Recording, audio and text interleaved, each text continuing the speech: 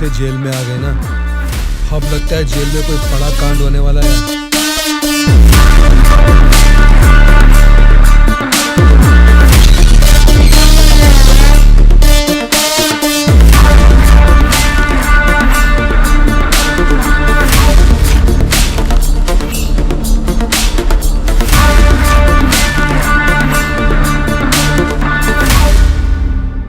उसे कब मारने का सोचा है? हो सके तो आज ही। आज छोड़ देना, कल विजिटिंग आवर्स है, मुमकिन नहीं होगा। परसों मारने का प्लान बनाओ। ठीक है फिर। लेकिन एक बात अच्छी तरह से समझ लो, दुर्गा को मारने के लिए मैं तुम लोगों को आधे घंटे का टाइम दे सकता हूँ। आधे घंटे में ही काम निपटाना होगा, और अगर नहीं मार सके तो उसे दोबारा मारने का मौका नहीं मिलेगा। जाओ।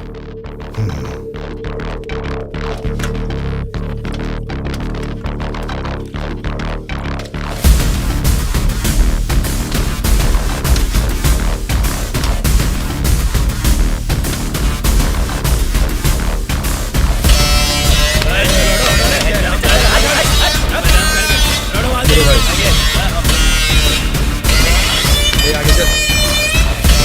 अल्लाह, ये सुना नहीं क्या?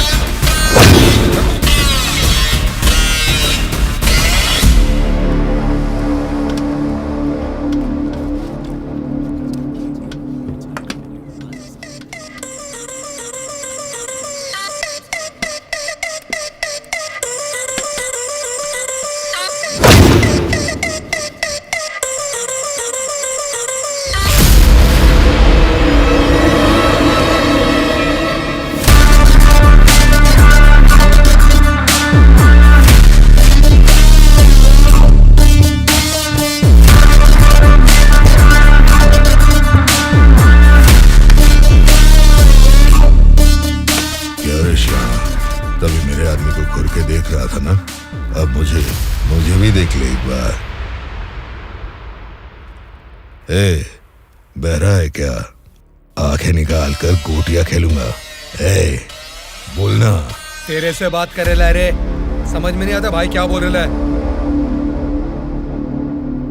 ए, देखना, एक बार देख मुझे।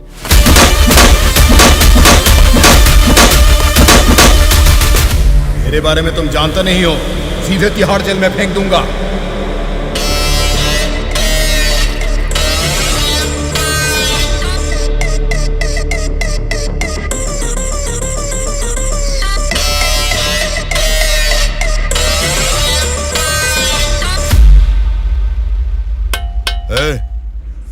तुझसे मिलने कोई आया है?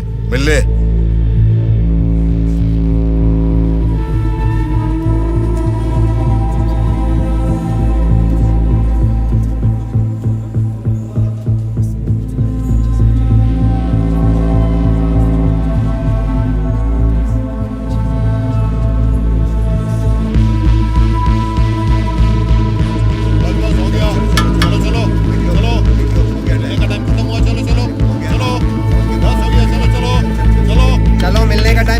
चलो निकलो यहाँ से, चलो टाइम हो गया।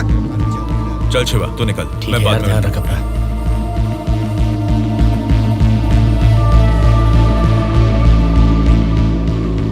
शिवा, भावना कैसी है?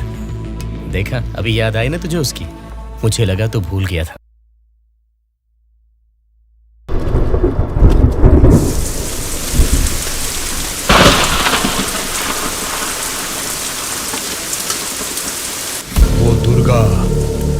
वॉशिंग एरिया में है, बिना गड़बड़ किए उसे टपका देना।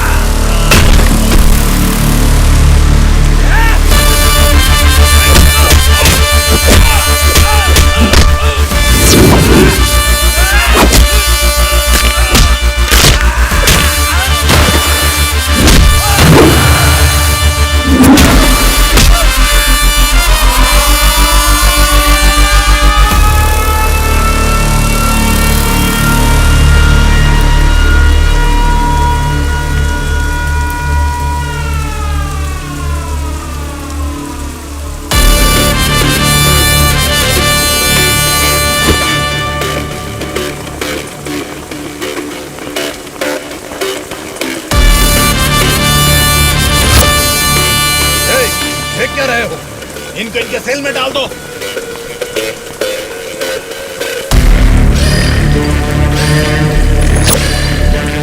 हाँ जेलर साहब। यो बादशाह, तुम और 10 लोगों को भेजोगे ना तो भी जेल में उस दुर्गा को नहीं मार सकोगे। क्या हुआ जेलर साहब? क्या हुआ है? तुमने जिन 10 लोगों को भेजा उन्हें उसने कुत्ते की तरह पीटा। मुझे तो लगता नहीं है उनमें से एक भी जिंदा बचेगा। आइंदा जेल के अंदर ऐसी बचकानी हरकत मत करना। जेल के बाहर ही निपटाओ। प्लानिंग जेल के बाहर करो। रखो फोन।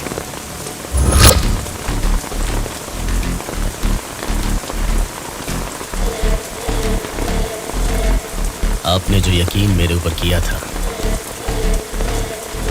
मैं उससे निभा नहीं पाया मैडम।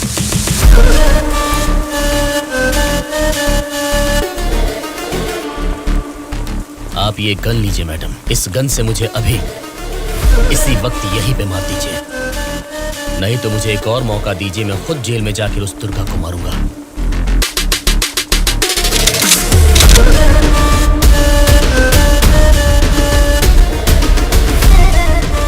अगले हफ्ते इलेक्शन के रिजल्ट आने वाले हैं। अगर रिजल्ट मेरी फेवर में नहीं आए तब बताऊंगी कि तुम्हें किसको मारना है।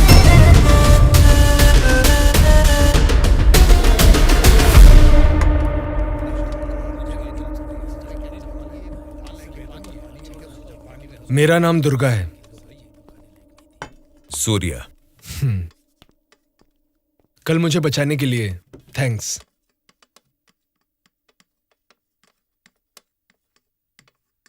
तुम्हारे बारे में सुना था, तुम किसी मर्डर केस में जेल आए हो।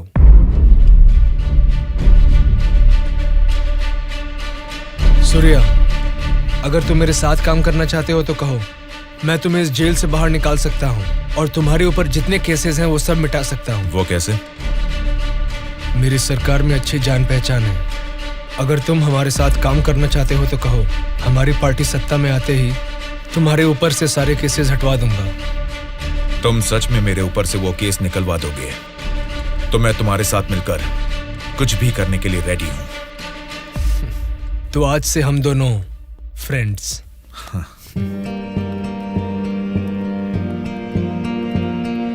अच्छा, उस दिन वो लोग तुम्हें मारना क्यों चाह रहे थे? ऑपोजिशन वाले तो मुझे कई दिनों से मारने की कोशिश कर रहे थे, क्योंकि उन्हें इस बार जेल में मौका मिल गया, इसीलिए वो मुझे मारने आ गए।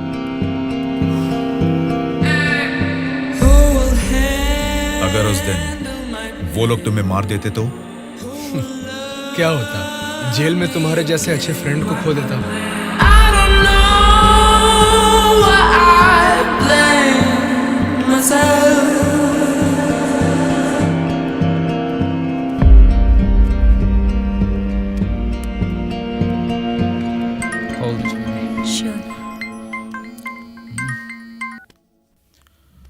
हेलो, मैं दुर्गा बोल रहा हूँ। बोलो दुर्गा। यहाँ जेल में मैं एक आदमी से मिला।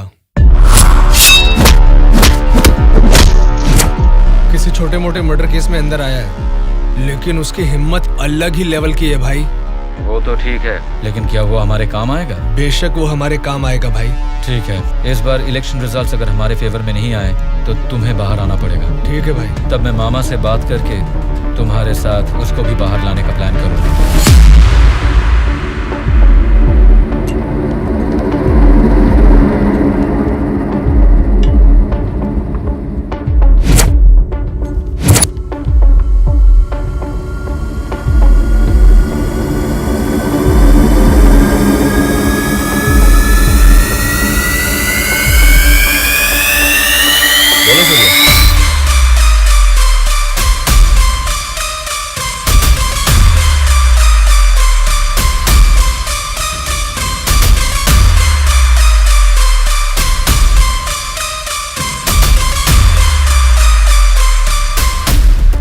देखो सूर्या, ये सोसाइटी नहीं बदलेगी, ना ही जनता।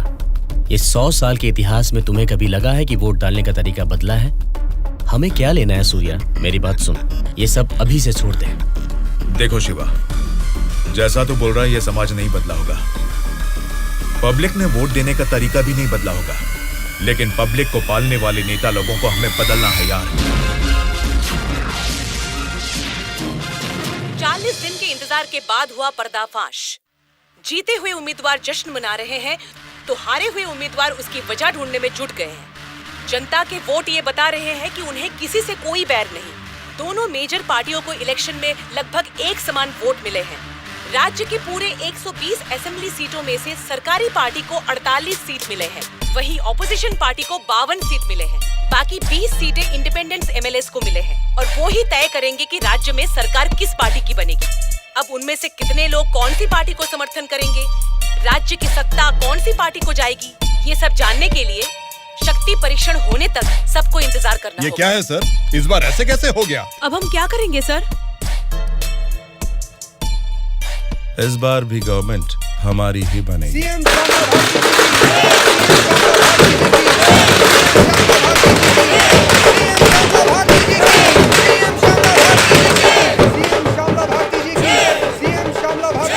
मैडम, इस बार सरकारी पार्टी से आपकी पार्टी लीड में है। इस बार में आपका क्या कहना है? जनता को अब हमारे ऊपर यकीन आ गया है, इसलिए इस बार हमारी पार्टी लीड में है। Thank you. श्यामला भारती जी की, सीएम श्यामला भारती जी की, सीएम श्यामला भारती जी की, सीएम श्यामला भारती जी की, सीएम श्यामला भारती जी की, सीएम श्यामला भारती जी की, सीएम श्यामला भारती जी की, सीएम श्यामला भारती जी की।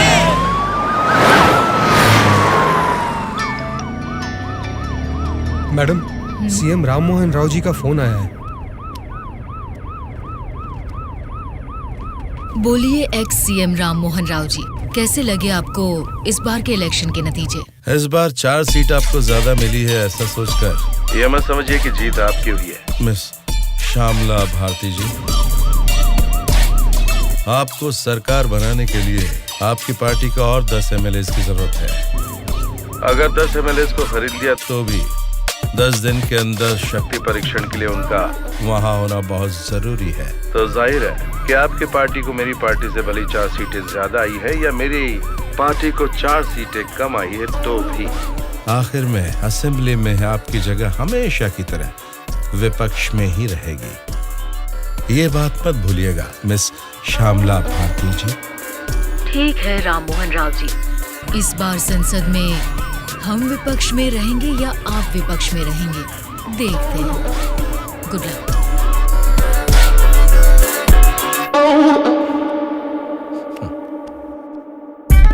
ये जानते हुए कि हमारी पार्टी लीड में है, ये राम मोहन राव कॉन्फिडेंटली कह रहा है कि हमारी पार्टी जीत नहीं सकती। इससे ये साफ पता चलता है कि हमारी पीठ पीछे साजिश हो रही है। हम एक लीडिंग पार्टी है, हमें हमारी पार्टी को सत्ता में लाने के लिए उन 20 इंडिपेंडेंस को हमारी पार्टी में लाने का कोई न कोई तरीका ढूंढना होगा। हमें उन 20 लोगों को जल्द खरीदना होगा मैडम, और उसका केवल एक ही रास्ता है। कौन सा रास्ता? अनंतगिरी में 20 साल से ना हारने वाले कल्याण प्रसाद को हमें सबसे पहले खरीदना होगा मैडम। उसी को क्यों? वही किंग मेकर है मैडम। जितने भी 20 इंडिपेंडेंट उम्मीदवार है वो सब उसी के हाथ में रहते हैं। तो फिर जल्द से जल्द बुलवाइए उसे। कल्याण प्रसाद को फोन करके कहो कि तुरंत मेरे फार्म हाउस पर आकर मुझसे मिले। ओके? ठीक है सर।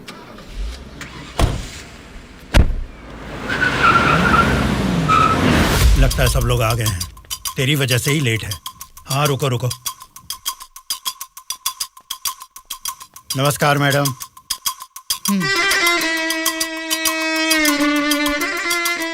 मैडम, डायरेक्टली पॉइंट पर बात करेंगे, इससे दोनों का टाइम बचेगा। मैं भी सीधे पॉइंट पर आकर बात करूंगी। आपके 20 एमएलएस को हमारी पार्टी को समर्थन देना होगा। इसके लिए आपके एक एमएलए की कीमत बताइए। एक एमएलए ने अपने मतदान क्षेत्र में जीतने के लिए तकरीबन 50 करोड़ रुपए खर्च किए हैं। एक एमएलए को 100 करोड़ दे दीजिए। क्या मतलब? एक एमएलए को 100 करोड़? मतलब इसके हिसाब से 20 एमएलए को 2000 करोड़? हाँ मैडम। इतना क्यों? मार्केट में आजकल रेट बहुत बढ़ गए मैडम। एक जमाने में खाना पकाने का तेल 100 रुपए लीटर मिलता था और अब 230 रुपए हो गया है। फिर भी लोग खरीद रहे हैं ना। वैसे जनता के बारे में हम कुछ सोच रहे हैं क्या? नहीं ना।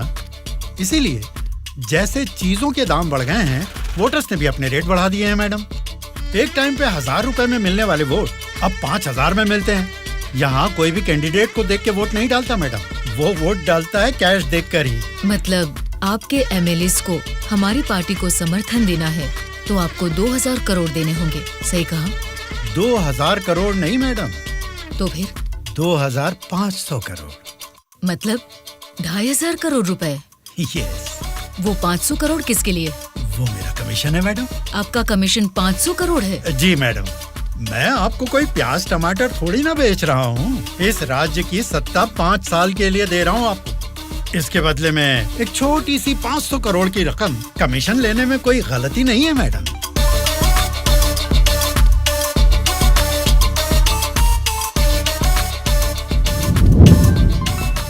सत्ताधारी पार्टी का फोन। अगर मेरा प्रपोजल आपको जमता है तो फोन काट दूंगा, और नहीं तो इस बार फिर से उन्हीं की सरकार बनेगी। सोच लीजिए। सर, कल्याण प्रसाद जी मेरा कॉल कट कर रहे हैं सर। फिर से ट्राई करो। Okay sir.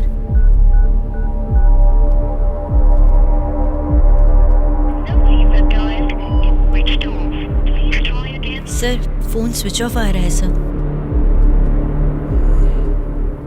ठीक है, उसे वॉइस मैसेज भेज दो। Okay sure sir. आपने 2,500 करोड़ मांगे जो मैं दे रही हूँ।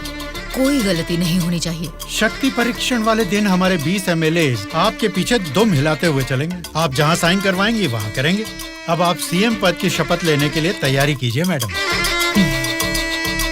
लेकिन उसके पहले हमें एक काम करना है। वो क्या है मैडम?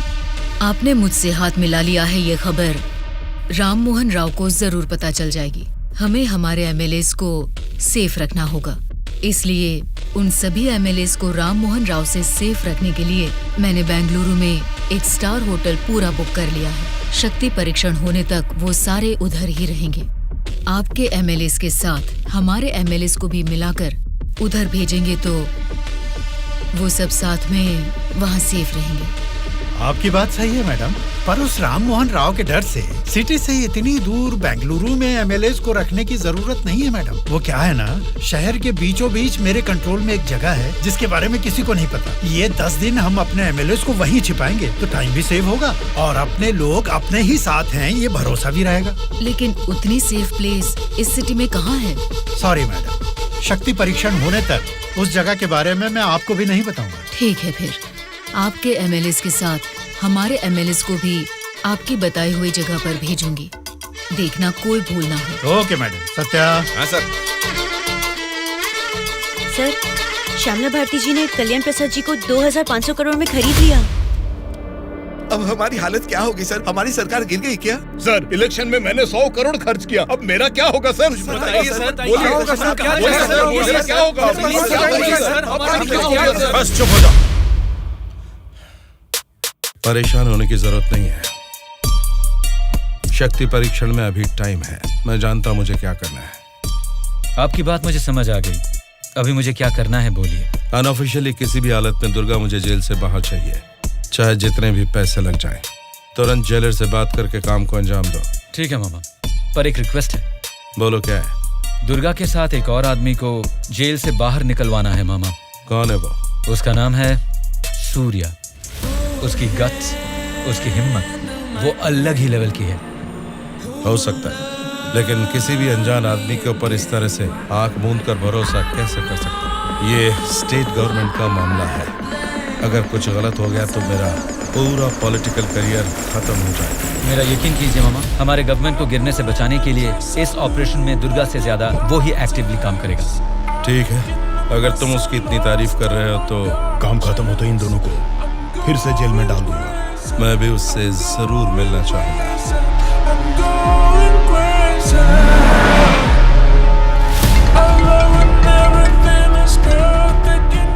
हेलो मैडम, मुझे आपको एक इन्फॉर्मेशन देनी है। हाँ बोलिए। जेल से दुर्गा भाग गया है, अपने एमएलएस को संभालिए।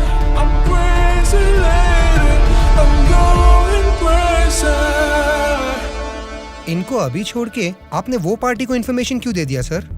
वो लोग आपस में लड़के मरेंगे तो ही ना हम जैसे लोग सेफ रहेंगे।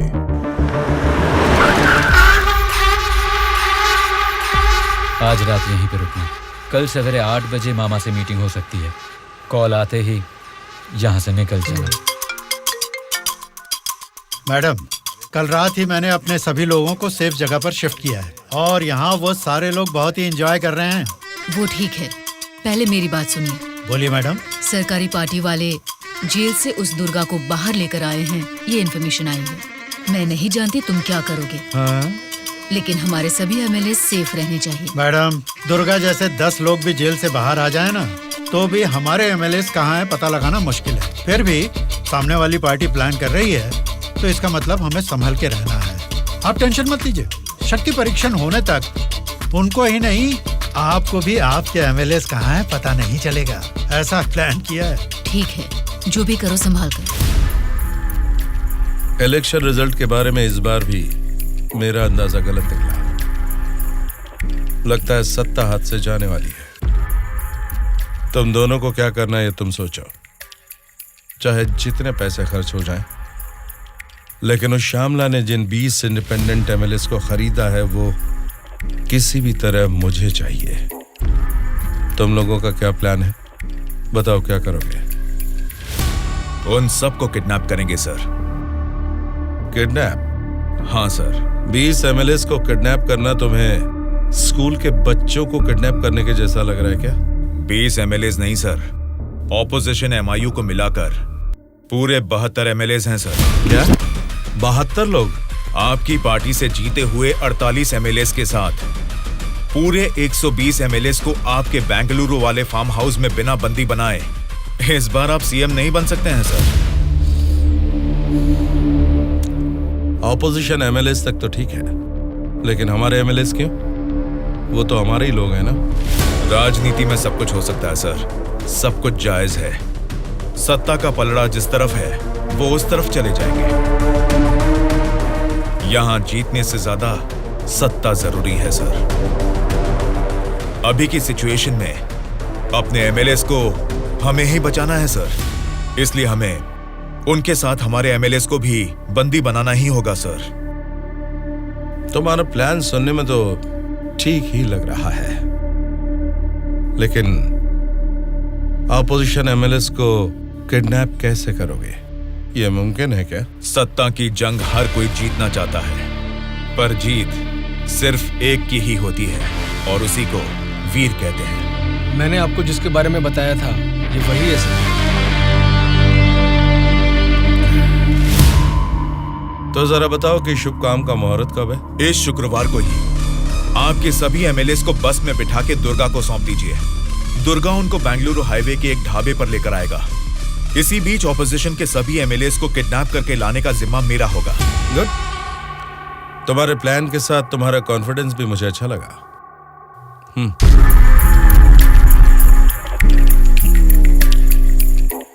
इस बैग में 2 करोड़ है, इसे सिर्फ एडवांस ही समझो। जैसा सोचा है, अगर काम वैसा ही हुआ तो तुम्हारे ऊपर जितने भी केस हैं उनको हटाने के साथ ही इस तरह के कई बैग्स तुम्हें मिलेंगे। इस बार भी आप ही सीएम पद की शपथ लेंगे, उसके लिए तैयार रहिए।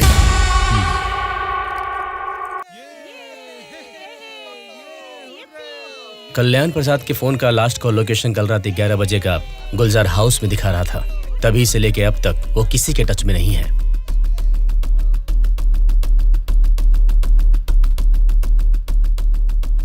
तो फिर वो पक्का गुलजार हाउस में ही है।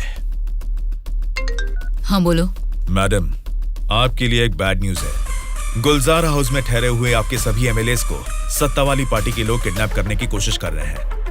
आप फौरन उनको वहां से कहीं और शिफ्ट करवाइए, नहीं तो सीएम नहीं बन पाएंगी। लेकिन तुम कौन हो? आपका हितैषी हूं।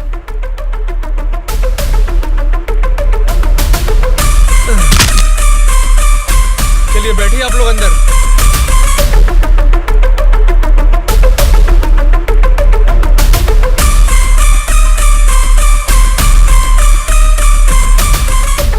बोलिए मैडम। कहाँ हैं आप? मैं नहीं बता सकता। मैं सीरियसली कुछ पूछ रही हूँ, उसका सीधा जवाब दीजिए। मैं भी सीरियसली ही बोल रहा हूँ मैडम, नहीं बता सकता। आप सब गुलजार हाउस में हैं, ये बात मैं अच्छी तरह से जानती हूँ। वो कैसे मैडम? गूगल मैप पे भी सर्च करने पर इस जगह के बारे में किसी को पता नहीं चलता। सिर्फ मुझे ही नहीं बल्कि सरकारी पार्टी वालों को भी पता है कि आप सब कहाँ छुपे हो। अब क्या करें मैडम? उनके वहाँ पहुँचने से पहले निकलो वहाँ से और अपने साथ सभी एमएलएस को वहाँ से शिफ्ट कर दो। लेकिन अभी के अभी इतने एमएलएस को कहाँ शिफ्ट करेंगे मैडम? मैं बस भेज रही हूँ, मेरे बैंगलोर वाले रिसोर्ट में शिफ्ट हो जाओ। समझ गए तुम? समझ गया।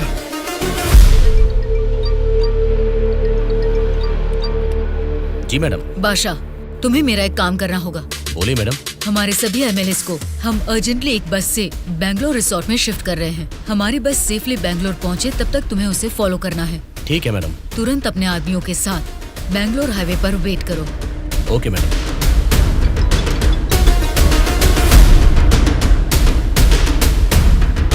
हेलो मैडम, मैं ट्रैवल एजेंसी का बस ड्राइवर बोल रहा हूँ मैडम। कहाँ पहुँचे तुम? मैं बिल्कुल सही लोकेशन में पहुँच गया हूँ मैडम। ठीक है, हमारे लोग वहाँ आएंगे, वेट करो। ठीक है मैडम।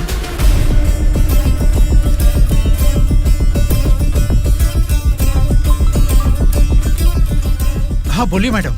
बस आ गई है, आप सब तुरंत वहाँ से निकल जाइए। ठीक है मैडम। बस आ गई है, चलिए सब लोग बस में बैठिए।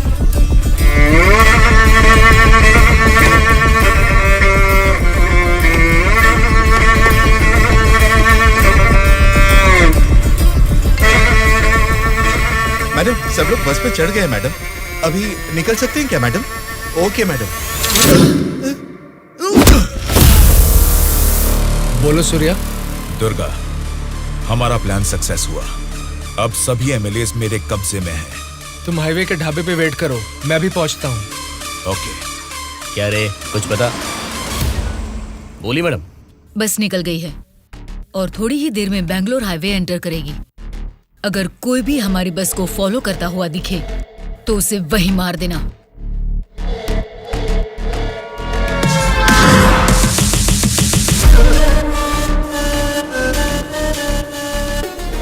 मैडम, हमारे एमएलएस की बस अभी सामने से क्रॉस हो गई है। तुम ध्यान से हमारी बस को फॉलो करना, ठीक है? ठीक है मैडम। ए चलो रे।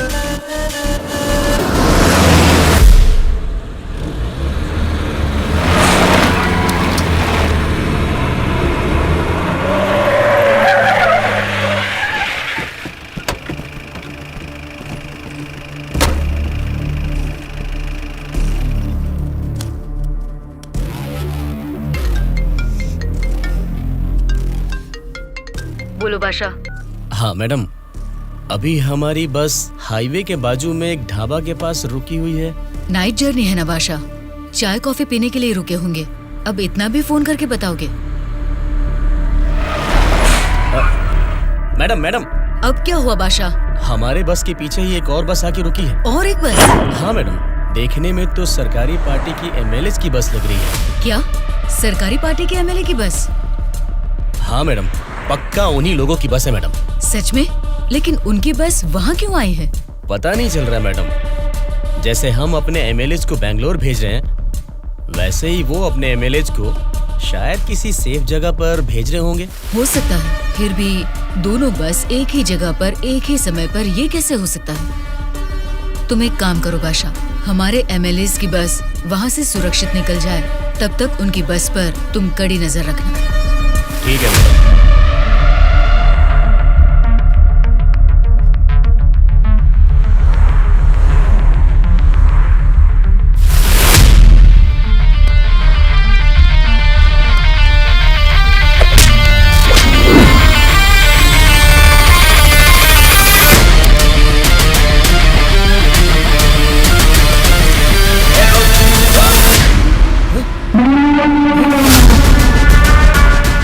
बोलो बादशाह। हमारे बस ड्राइवर ने सरकारी पार्टी के बस ड्राइवर दुर्गा को मार के उनकी बस को भी हमारे बस ड्राइवर ही ड्राइव करके ले जा रहे हैं मैडम।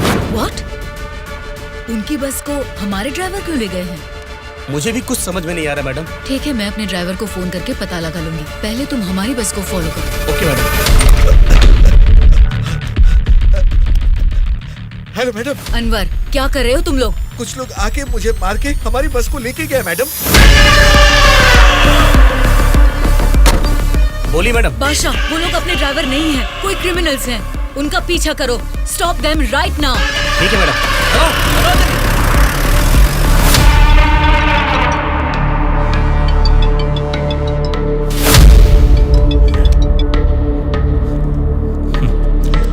बोलिए श्यामला जी, इस वक्त कैसे याद किया? बड़े रिलैक्स्ड मूड में लग रहे हैं आप। एक शॉकिंग न्यूज सुनाऊं आपको? बताइए क्या है वो? अभी तक मैंने सोचा कि संसद में आपके और मेरे बीच में स्पर्धा है, लेकिन हमारी इस स्पर्धा में किसी तीसरे ने एंट्री ली है। उसने क्या किया है अगर ये आपको बताऊंगी तो बहुत बड़ा झटका लगेगा। वो तीसरा कौन है और उसने क्या किया है ये आप बताएंगी, तभी तो पता चलेगा कि मुझे बड़ा झटका लगेगा या नहीं। जेल में से आपने एक जानवर को बाहर निकलवाया मिस्टर राव। उस जानवर को मारकर उस तीसरे ने हमारे एमएलएस के साथ आपके एमएलएस को भी किडनैप करके वहाँ से भाग गया है मिस्टर राव। अगर मुझे पता चला कि उस तीसरे और आपके बीच में कुछ कनेक्शन है तो मेरी एक बात याद रखना, आपका पॉलिटिकल करियर मैं पूरी तरह से बर्बाद कर दूंगी मिस्टर राम मोहन राव।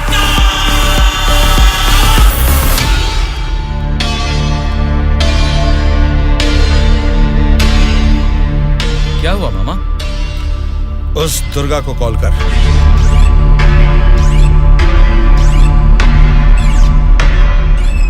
वो फोन नहीं उठा रहा है। उसके फ्रेंड को कॉल कर।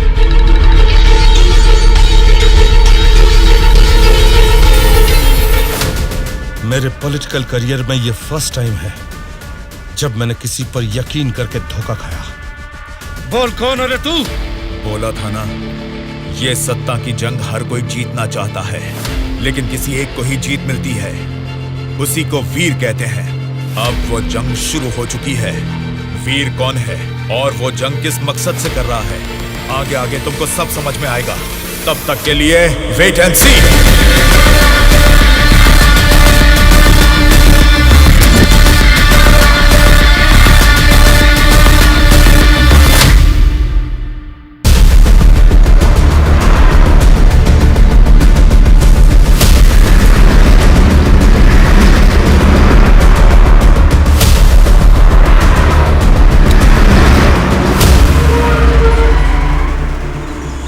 ये कौन सी जगह है?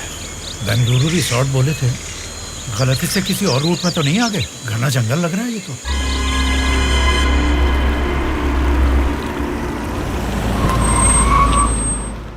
सर वो क्या है कि तुम पर भरोसा करके काम सौंप दिया, इसके लिए तो मुझे खुद को जूते मारने चाहिए। अपना ये चेहरा फिर मुझे कभी मत दिखाना। पता नहीं कहां से एक अनजान आदमी को लाकर मेरे सर पर बैठा दिया। अब देखो उसने क्या किया है। सॉरी मामा। मर जाओ जाकर। उस डीजीपी को फोन करके फार्म हाउस में आने के लिए कहो। ओके मामा। क्या रे, हमारी पार्टी ज्वाइन करने के लिए इस जंगल में आ गए तुम लोग? अरे जब लीड में हम हैं तो तुम्हारी पार्टी में आने की नौबत क्यों आएगी हमें? लीड में हम हैं बोलकर तुम सब लोग हमारी पार्टी में आ गए। देख लो, कुछ अकल है कि नहीं? वाली लीड नहीं, जीतने वाली भी अपनी ही पार्टी है। रुक जाओ, क्या है ये? इतना शोर कर रहे हो? आपस में लड़के कुछ नहीं मिलने वाला। हमें कुछ भी बोलिए, लेकिन हमारी पार्टी को कुछ मत बोलना। जरा सामने आओ और अपनी पार्टी की ताकत दिखाओ।